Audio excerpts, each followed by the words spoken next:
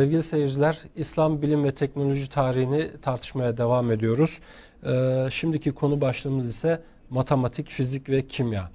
Özellikle bu fen bilimleri Müslümanlar tarafından sanki çok araştırılmamış gibi bir imaj var. Ve belki Osmanlı döneminde anlatılan bir anlatının da bunda etkisi var mıdır bilemiyorum ama genellikle işte bir Avrupalı bilim adamının Osmanlı'da sorduğu bir soru anlatılır. Üçgenin iç açılarının toplamı kaç eder şeklinde ve buna verilen cevapta da hangi açıdan baktığınıza göre değişir gibi bir cevaptan bahsedilir. Aslında bu biraz da belki Müslümanlarda bu fen bilimleri algısının olmadığı gibi bir imaj yaratıyor. Bu konuda ne diyeceksiniz? Yani İslam alimleri matematikle, fizik, kimya ile uğraşmamışlar mı? Evet, özellikle matematik konusunda Müslüman bilim adamlarının çok önemli katkıları var. Hemen ilk akla gelen cebir denince Cabir'in matematiğin bu konusunu icat ettiğini, geliştirdiğini ve hediye ettiğini ki kendi isminin ona verilmesinden. Yani bu bilime ismini veren bir Müslüman olmasına rağmen böyle bir iddia gündeme getirilebiliyor. Ki matematiğin en büyük problemi yani aşılamaz bir problemi veya olmazsa olmaz problemi sıfırın matematik işlemlerde kullanılması. Keza Müslümanlar tarafından olmuştu. Sıfır ilk defa Müslümanlar tarafından icat edilmiyor. Böyle bir yanlış bir kanaat var da Hindistan'da var ama matematik işlemlerde kullanılması Müslümanlar tarafından olmuştu ve bu çok erken bir dönemlerinde 8. yüzyıldan 9. yüzyıl itibaren oluyor ki sıfırın kullanılmaya başlamasıyla birlikte trigonometrinin keza Müslümanlar tarafından icadı ve matematiksel işlemlerde ve geometrik işlemlerde kullanılmaya başladığını görüyoruz ki Arap harfleri, Arap rakamları bugün İngiltere, Avrupa dünyasında da Arabic letters, Arap rakamları olarak geçmektedir. Hala o şekilde kullanılmaktadır. Dolayısıyla rakamlar ve matematiksel işlemler tamamen Müslümanların Avrupa'ya hediyesidir. Logaritma keza Harizmi'nin isminden gelen bir matematiksel işlemdir.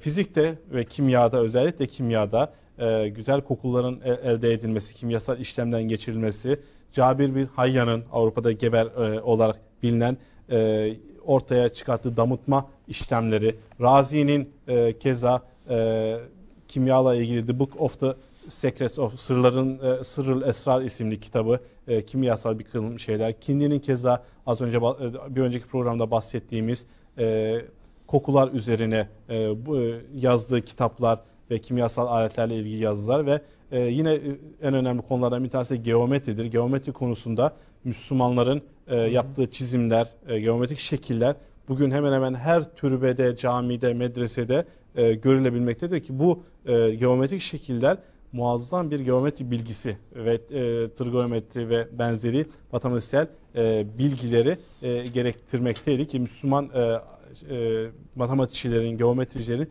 bu bilimleri bilmeden bunları yapmaları mümkün değildir. Ben geçen günlerde Yemen'de bulunduğumda bir Osmanlı mimarisi bir camiye ziyaret yapmıştık ve orada rehberimiz bir kapı üzerindeki geometrik desenler üzerinde 20 dakika konuştu. Ve yani bunun çok mükemmel bir yapıt olduğunu, yapıldığı tarih itibariyle çok mükemmel olduğunu 20 dakika sadece o geometrik şekiller üzerine konuştu. Biz gerçekten hayretle içerisine düştük. Buradan belki biraz da eğitimin araçlarına gelecek olursak kağıt kalem meselesine.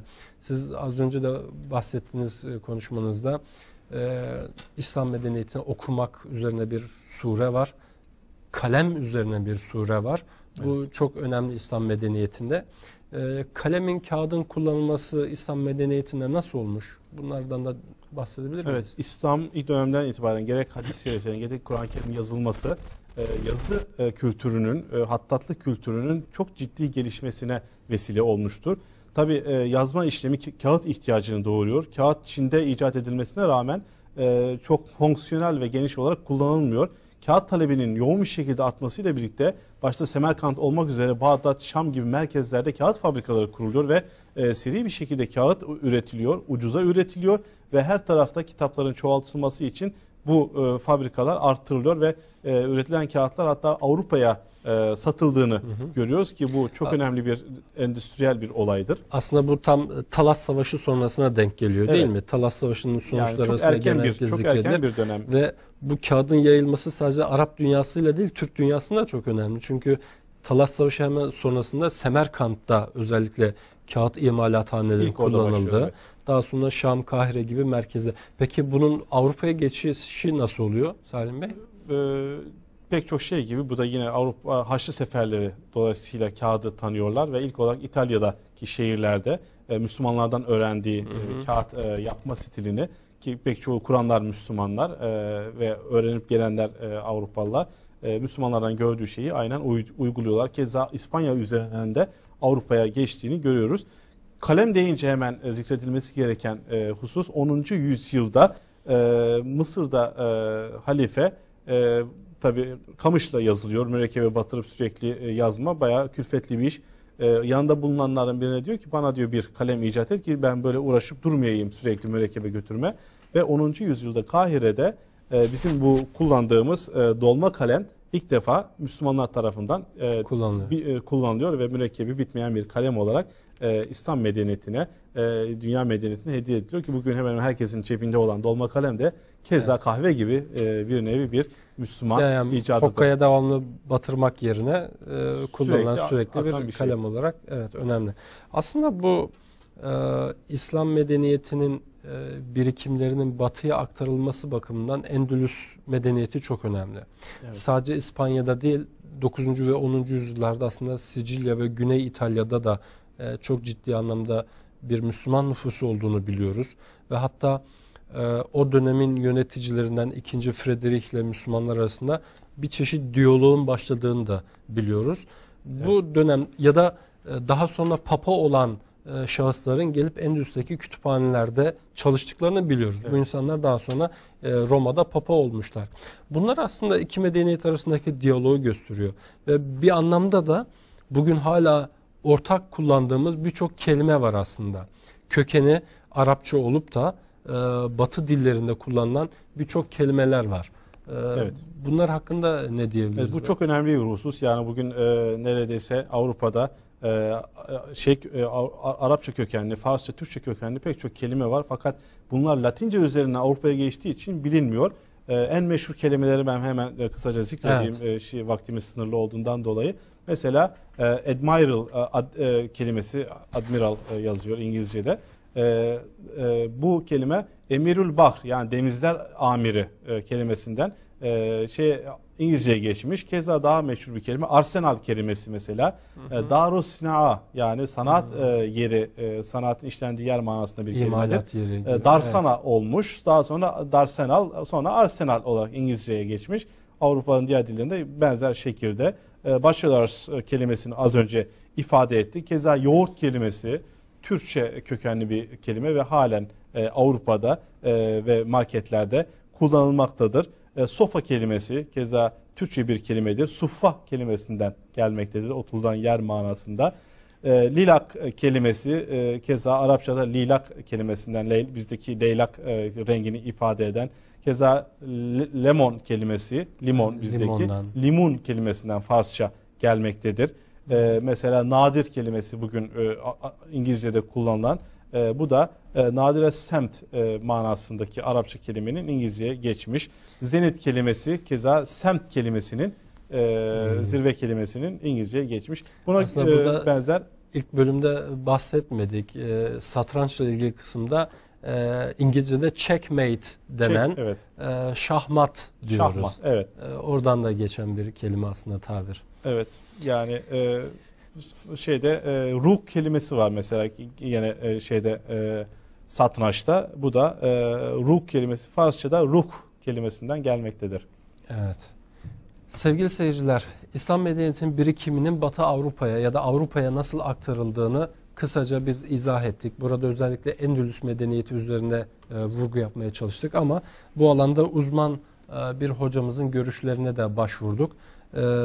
Profesör Doktor Alparslan Açıkgenç hocamız, Fatih Üniversitesi Fen Edebiyat Fakültesi Dekanı hocamızın görüşlerine başvurduk. Özellikle İslam medeniyetinde eğitimin önemi ve ilk dönem ilim çalışmaları ve ilk dönem bilim adamları hem erkek hem bayan bilim adamları, medreseler ve üniversiteler konusunda İslam dünyasında gelişmeler ve bilimin, özellikle İslam biliminin Batı Avrupa'ya hangi kanallarla aktarıldığı üzerine şimdi Alparslan hocamızın görüşlerini dinliyoruz. İslam medeniyeti tarihinde gerçekten gizli kalmış, bilinmeyen birçok hususlar var. Bunlar içerisinde denebilir ki en az bilinen, en fazla dolayısıyla gizli kalan tarihimiz, üzülerek söylüyoruz ki bilim tarihimiz. Bilim tarihimiz içerisinde o kadar mükemmel buluşlar, icatlar var ki bugün üniversitelerimizde yetişen gençlerimiz olsun, hatta bunun daha aşağıya bana göre kaydırılması gerekir. Liselerimizde yetişen gençlerimiz bilemiyorlar maalesef. Çok güzel yapılmış bir hizmet var bugün İngiltere'de. 1001 Buluşlar adlı bir kitap içerisinde. Bunlar daha güzel ve renkli olarak okuyucularımıza hem Batı dünyasına tanıtılmakta ve çok yakında da inşallah Türkçe tercümesiyle Türk okuyucularıyla buluşacaktır. Bu kitabı gözden geçirdim ben. Çok güzel resimli, bu icatları mekanik bir şekilde anlatan bölümler var. O bölümlerden benim dikkatimi çeken ikinci bölüm özellikle üniversite tarihiyle de ilgili olduğu için hem bilim tarihini günümüze çekmekte, hem bilim tarihini bilimsel kurumlarla ilişkilendirmekte olduğundan o hususta uygun görürseniz bir iki şey söylemek istiyorum ben. Üniversiteler tarihi tabii ki bilimlerin bir açıdan kurumsal tarihi anlamına gelmektedir. Batı'da üniversite tarihi üzerine yazılmış epeyce eserler var. Bunlardan bir tanesi benim dikkatimi çekmişti. Tabii 3 ciltlik Raşdal'ın tarihini zikretmemiz gerekir. Ama Charles Hoskins diye bir bilim tarihçisi var. Kısa küçük bir kitapta özetlemiş. Bu sürekli gündeme gelen bir konu. İnsanlık tarihinde ilk üniversiteyi kim kurdu? Malum çeşitli üniversiteler tarihi açısından söylenen şeyler var. Mesela Aristo'nun kurmuş olduğu veya Platon'un akademisinin ilk olduğunu söyleyenler var. Bunları tartışıyor Hoskins. Diyor ki böyle ilkleri tartışmaktan ziyade üniversite nedir genel hatlarıyla bazı özellikler, ölçütler getirelim. O ölçütler dahilinde tarihte geriye doğru gidelim. Bunu ilk gerçekleştiren kurum hangisi ise o zaman daha rahat bir şekilde budur diye belirleyebiliriz. Tabii bu öğrenim kurumlarının ilki anlamına gelmiyor.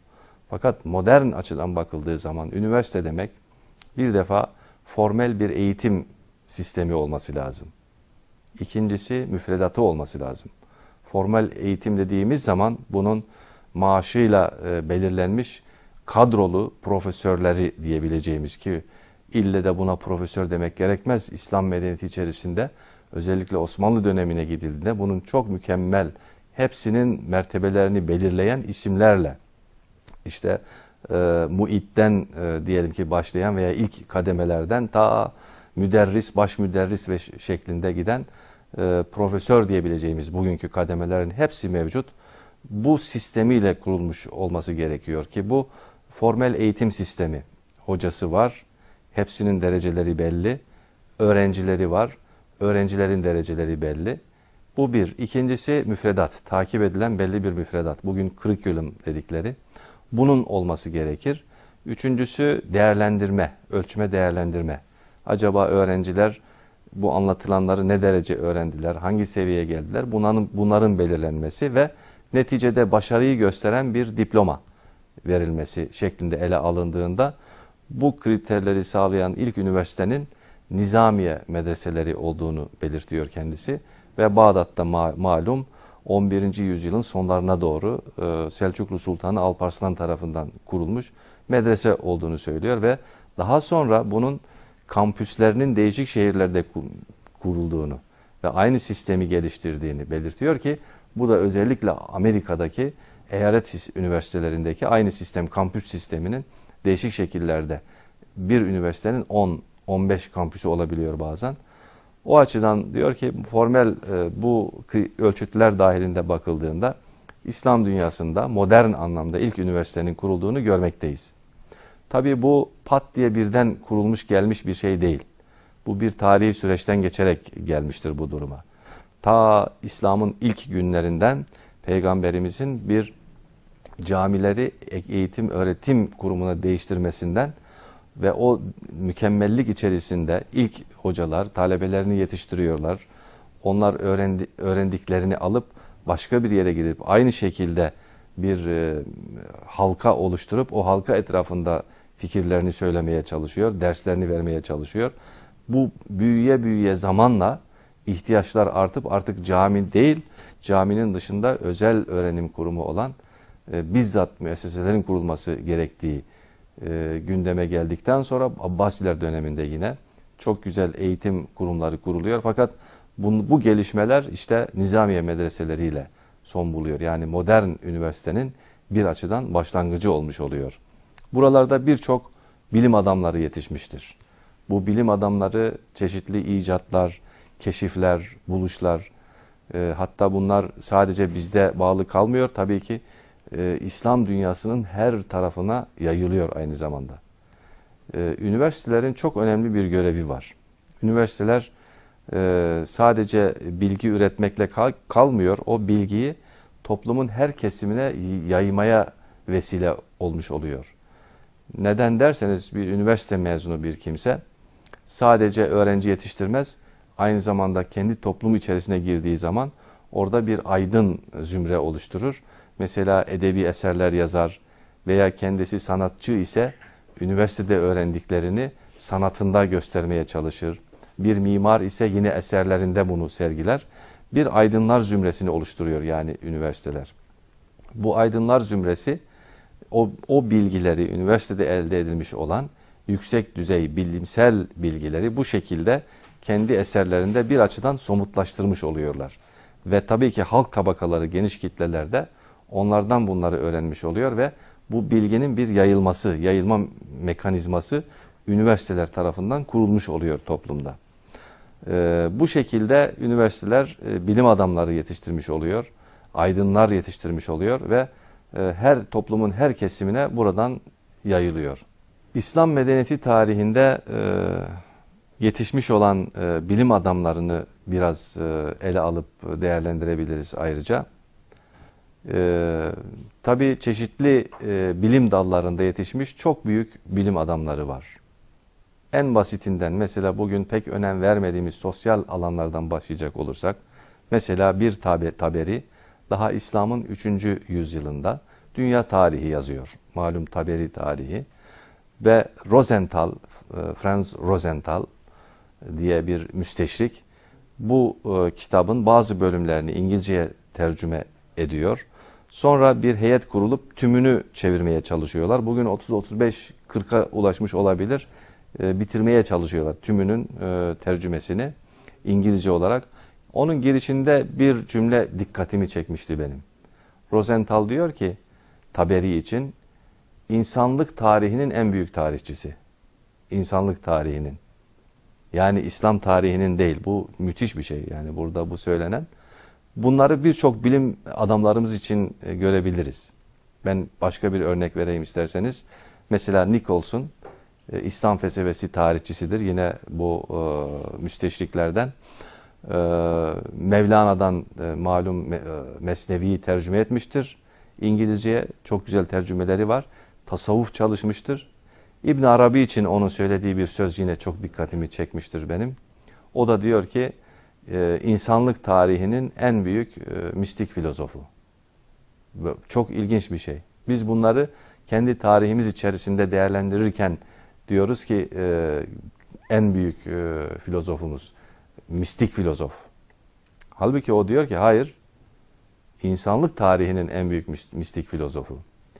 Bunları yine Batılıların yani takdirleri açısından eğer ele alacak olursak tabii ki biz bunları elbette ki takdir edeceğiz. Çünkü bunlar kendi bilim adamlarımız.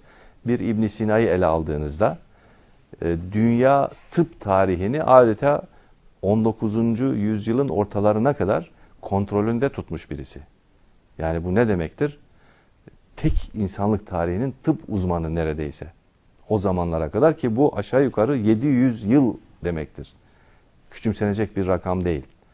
Tabii ki İbn Sina sadece bunlardan bir tanesi. Onun gibi daha birçok, mesela Zekeriya el-Razi gibi bizim tıpçılarımız var ki bunların birçoğunun eserleri Latinceye çevrilmiş ve Batı dünyasını çok büyük şekilde etkilemiştir, tıp dünyasını. Tıp dünyası tamamen Müslümanların kontrolü altına geçmiş. Yine aynı şekilde astronomiye geldiğimiz zaman, fiziğe geçildiği zaman, kimya, dinler tarihi, ki burada sayacağımız yüzlerce, ve matematikte işte Harizmi'den tutun da daha sonraki Osmanlı döneminin çok büyük matematikçilerine kadar, yani Gelenbevi'ye kadar gelen bir süreç içerisinde yetişmiş çok büyük bilim adamları var. Bunlar sadece İslam bilim tarihi içerisinde değil, dünya bilim tarihi içerisine girmiş olan büyük düşünürler ve bilim adamlarıdır. Bunun yanında benim dikkatimi çeken başka bir husus var. Bunu özellikle belirtmek istiyorum ben. İslam bilim tarihi içerisinde bayan bilim adamları yetişmiştir. Bu bayanlar içerisinde mesela yine üniversiteyle ilişkili olarak söyleyecek olursak Fatima el-Fihri diye bir faslı, bugün Fas sınırları içerisinde kalan Fez'de üniversite kurmuş mesela. Ki bu 9. yüzyıl. 9. yüzyıl çok erken bir dönemdir İslam tarihi için. İslam tarihinin daha başlangıç yüzyılları. Şimdi bunlar gibi yine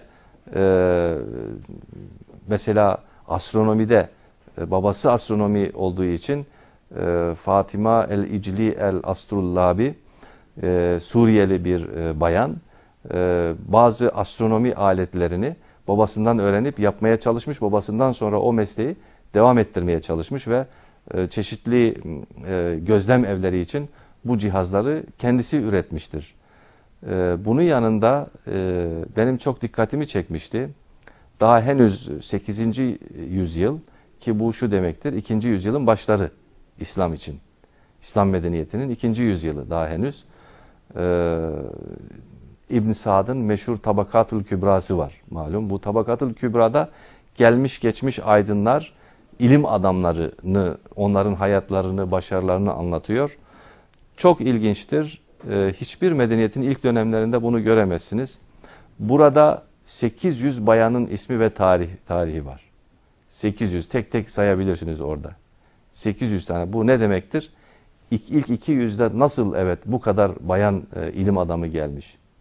Tek tek bunlar sayılıyor ki mesela Peygamber Efendimizin hanımlarından Hazreti Ayşe onların bir açıdan piri durumunda. Çünkü gerçekten gerek fıkıhta olsun, gerek tarihin başlangıcı sayılan bugün hadis ilminin en önemli üstadlarından. Yani dolayısıyla bir açıdan bayanlarda da böyle bir durum gözlemliyoruz İslam medeniyeti içerisinde.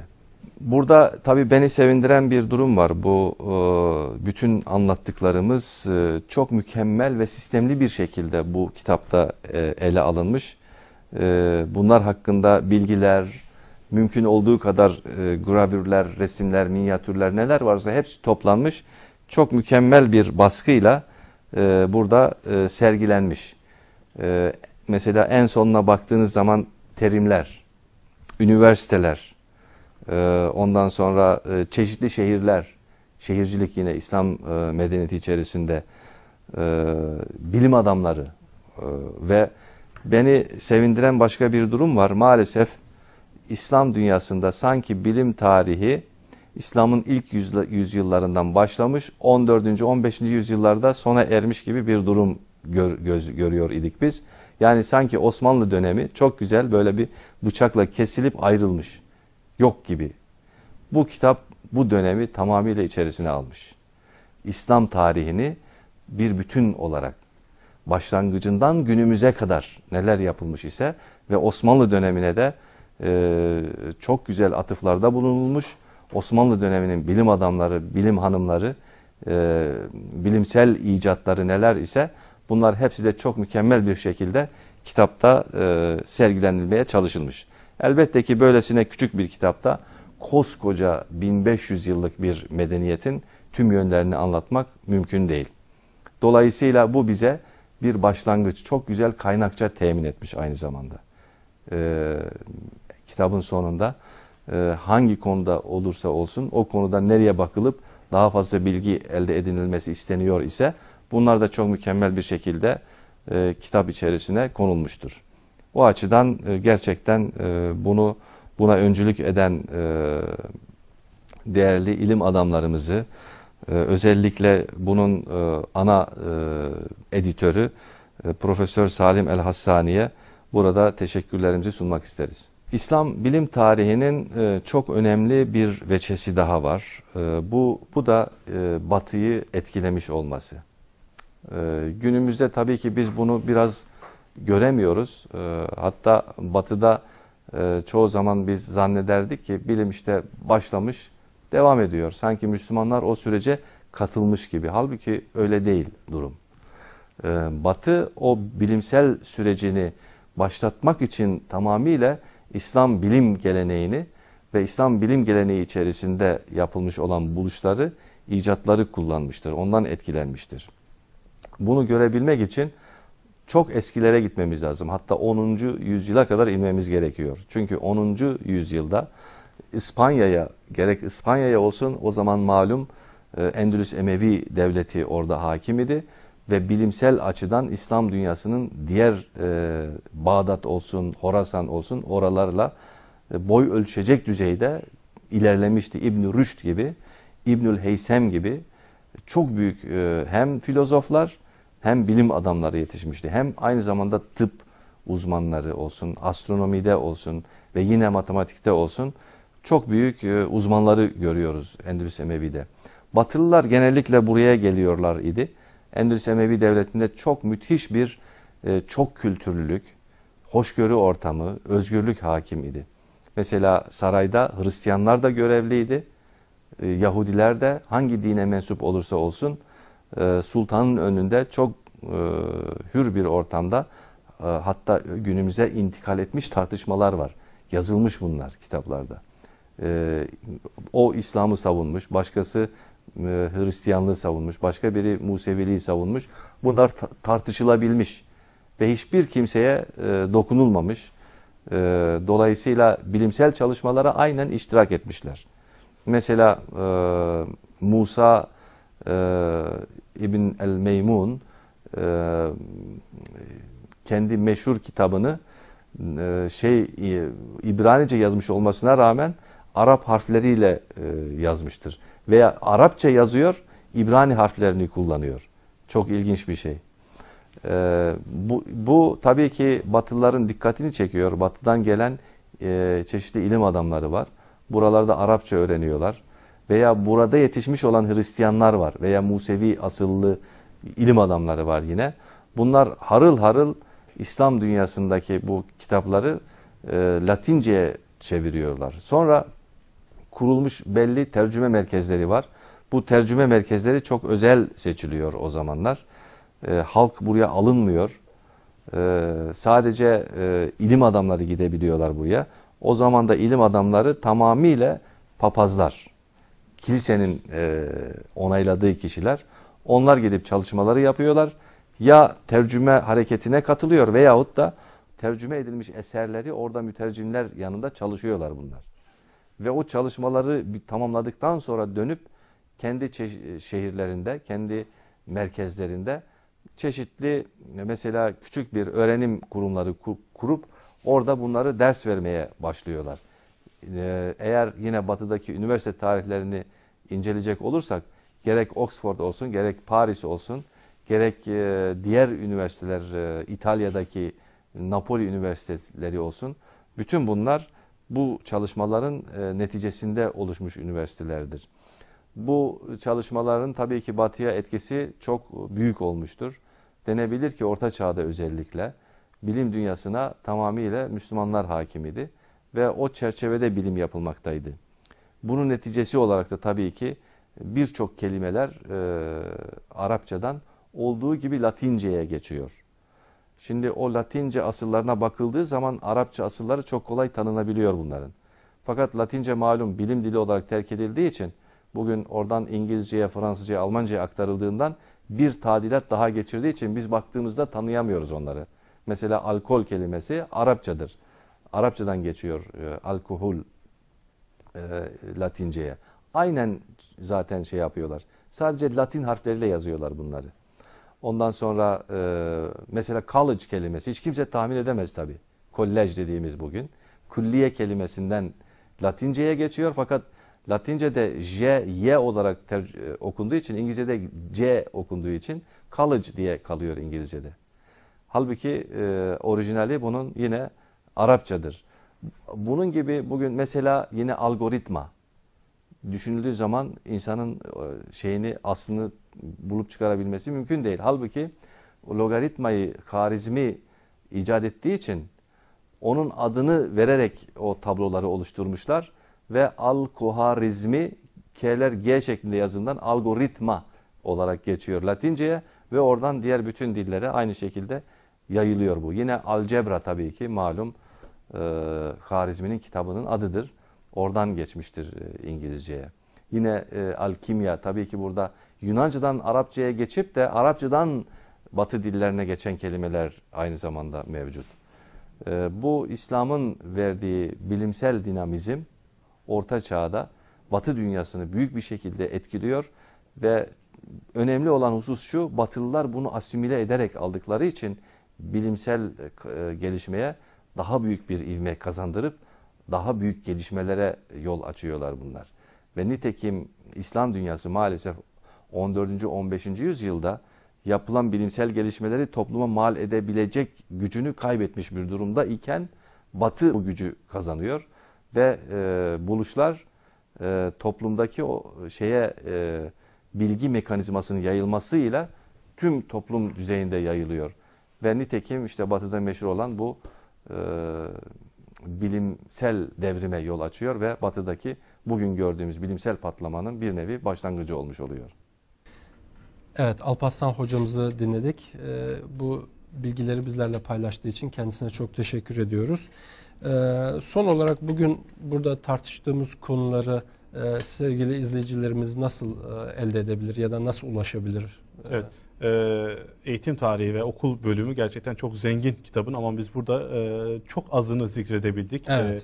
Hocalarımızdan da güzel bilgiler aldık ama bu konuyla ilgili daha fazla bilgi edinmek isteyenler, kitabımızdan edinmek isteyenler bizim web sayfasına bakabilirler. www.binbirinventions.com adresinden kitabı elde edebilirler ya da bize e-mail atmak isteyenler için e-mail adresimiz info@binbirinventions.com veya telefonla ulaşmak isteyenler için 0044 78 78 48 39 34. Evet, bu irtibat bilgilerinden bize ulaşaraktan kitabı elde edebilirsiniz. Ayrıca bizim bir projemiz vardı. Bu kitabın İngilizce eğitim veren kurumlara ulaştırılması konusunda sponsorluk projemiz var. Kitabın İngilizce okutulan okullara ulaştırılması konusunda bize sponsor olmak isteyenler bu irtibat adreslerinden bize ulaşaraktan kitabı okullara hediye edebilirler. Sayı konusunda herhangi bir sınırlama yok. Birden %1000'e kadar alıp okullara sizin adınıza biz gönderebiliriz. Kitap başına 30 poundluk bir ücret var. 7 poundda, evet. 3 poundda posta masrafı olmak üzere 33 poundda bir kitap geliyor. Dolayısıyla bu konuda desteklerinizi bekliyoruz. Evet. Eğitim kurumlarının kütüphanesinin ayrılmaz bir unsuru yani bu olarak. kitabın sadece eğitim kurumlarında değil, başta üniversiteler, üniversite kütüphaneleri, halk kütüphaneleri olmak üzere evet. Hastanelerde, otellerde ve ilkokullarda, ortaokullarda her türlü yerde kişilerin elinde olması gereken bir el altı kitabıdır. Evet. Salim hocamıza bu verdiği bilgilerden dolayı çok teşekkür ediyoruz. Sevgili seyirciler, bu programımızın ikinci bölümünde özellikle İslam medeniyetinde eğitim konusunu konuştuk. Eğitim alanında Müslüman alimler, İslam bilim adamları ne gibi çalışmalar yapmış, bunları uzmanlarıyla dinledik. Üçüncü bölümümüzde özellikle ticaret ve pazar konularını ele alacağız ve İslam alimlerinin, Müslüman bilim adamlarının bu konularda getirdikleri açılımları özellikle vurgulamaya çalışacağız. Şimdilik hoşça kalın. Tekrar görüşmek üzere.